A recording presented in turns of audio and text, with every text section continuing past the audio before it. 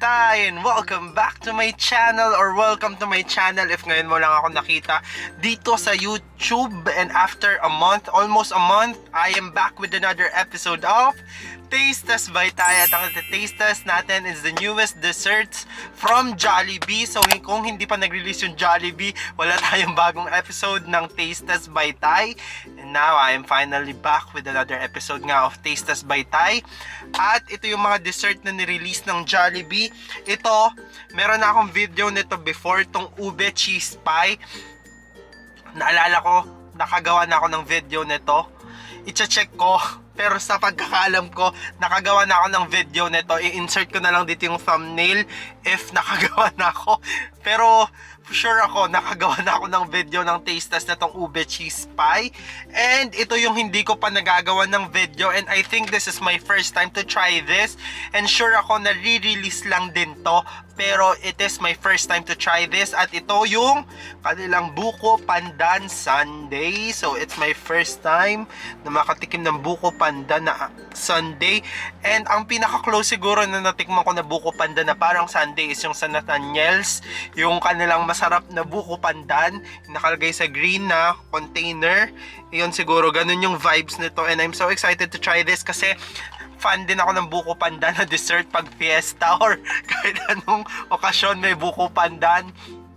Fan ako noon. Mas gusto ko to than fruit salad. So yon, if interested kayo malaman yung comments and thoughts ko about this too, just continue watching. And before we start, please don't forget to subscribe to my YouTube channel and click the notification bell button para notified kayo whenever I upload a new video. And comment your video suggestions if meron kayong gusto makita sa channel ko. Just comment, it's a comment box below. And if accessible sa akin yan and talaga nga namang trip natin, itatry ko yan sa harap nyo. If i-film natin sa harap nyo yan. And also, please do follow me on my other social media accounts. If a-flash ko na lang sa screen yung handles ko. But without any further ado, sana natin ang taste test.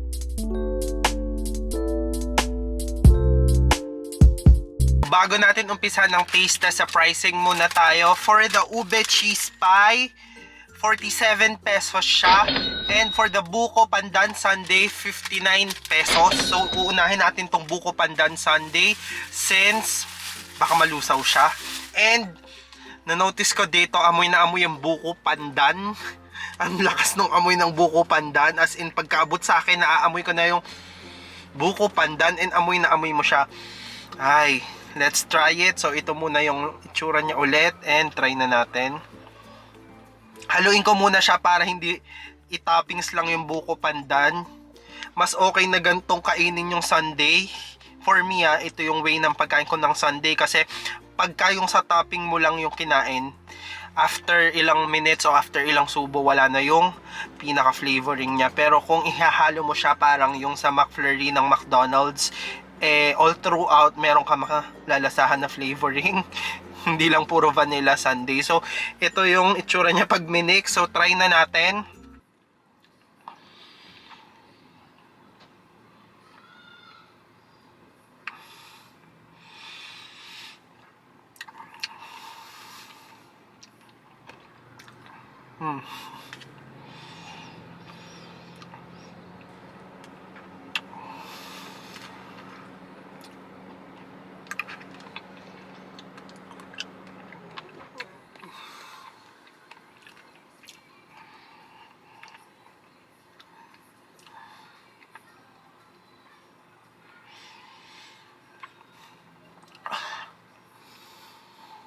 Tapos na tayo sa buko pandan sundae. Move naman tayo dito sa ube cheese pie. Sure ako natikman ko na talaga to. And talagang tumatak siya sa akin. Ang rating ko doon is 10 out of 10. Nare-remember ko talaga yung rating ko. So tikman na natin. Ganito siya kalaki. Medyo nakakabitin naman yung size niya. So tikman na natin.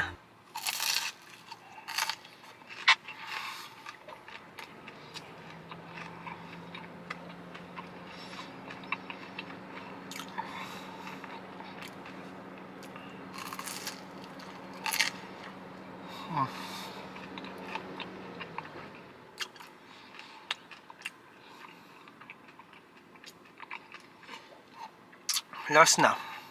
Parang 3 kagatan lang. Sobrang liit niya.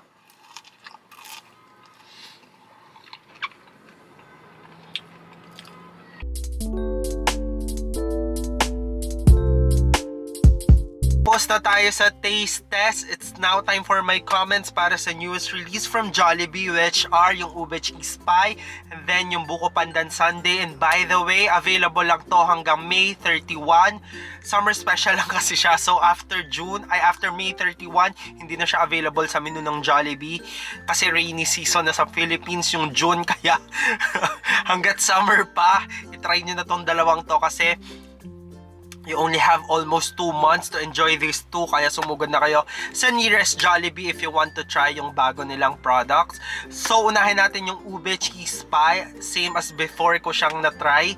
Na-thumbs up siya sa akin. Nagustuhan ko siya. Equally, yung portion ng ube and cheese, equal siya. And then, what I like about this is, pag binite mo siya or pag kinagat mo siya, naglalaban yung lasa, yung tamis ng ube and then yung alat ng cheese, and pag nag-combine yon, sobrang fantastic.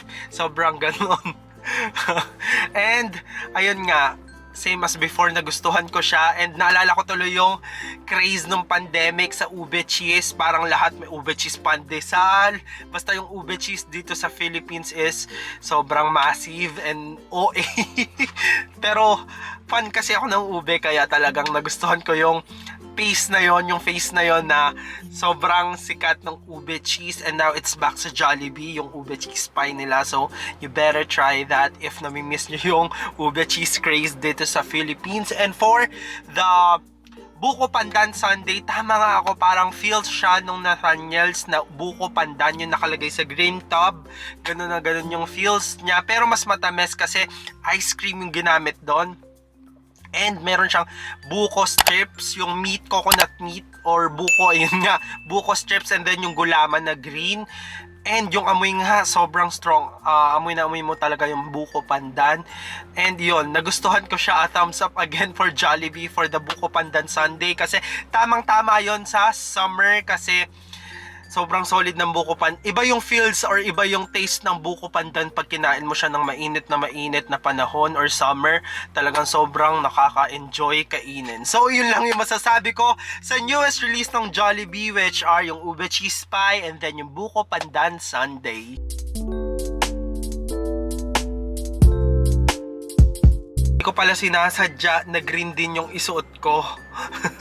Natapat lang or nataon lang na nag-video ako tas naka-green ako. Baka sabihin nyo kasi tinernuhan ko yung Buko Pandan sa green. Ayun. So, tapos na tayo sa taste test and tapos na rin ako sa comments. It's now time for my rating para sa newest release ng Jollibee, which are yung Ube Cheese Pie then the Buko Pandan Sundae. And nakalimutan ko lang, medyo nakakabitin lang yung ube cheese pie kasi sobrang liit. Kung mapapanood pa, kung matatandaan nyo dun sa video kanina, parang 3 kagat ko lang ubos na yung ube cheese pie. Kaya suggestion ko, if bibili kayo nun, siguro 2 pieces para hindi kayo mabitin like me. So unahin natin yung ube cheese pie. For the ube cheese pie, bibigyan ko yun ng 9 out of 10. Perfect sana siya sa akin, kaso medyo nabibitan ako sa sizing niya. Though mura lang naman, pero kahit na, nakakabitin pa rin yung isang piraso lang. What if isa lang yung binili mo, debitin ka na. Kaya 9 out of 10 siya sa akin, pero yung taste 10 out of 10 sana yon. Pero syempre overall tayo. And for the Buko Pandan Sundae, bibigyan ko yun ng same, 9 out of 10. So yon, sobrang solid niya. And if nag-crave kayo sa Nathaniel, since hindi masyadong accessible yung Buko Pandan ng Nathaniel's, try it sa Jollibee. And comment below if same tayo nung na-feel or nalasahan dun sa Buko Pandan Sundae, naka-feel niya yung Buko Pandan ng Nathaniel. So, that's it for this episode of Taste Test by Tayo. And if you do enjoy watching my video, you know the drill, or kahit hindi nyo na-enjoy, you know the drill. Like, share, subscribe, and click the notification bell button para notified kayo whenever I upload a new video. And comment your video suggestions. If meron kayong gusto makita sa channel ko, just comment it sa comment box below. Accessible sa akin yan. Ito try talaga natin yan sa harap nyo. Itatry ko yan sa harap nyo. And yon, for now, this has been Ty, and I will see you guys on my next one. Cheerios, bye-bye, TY!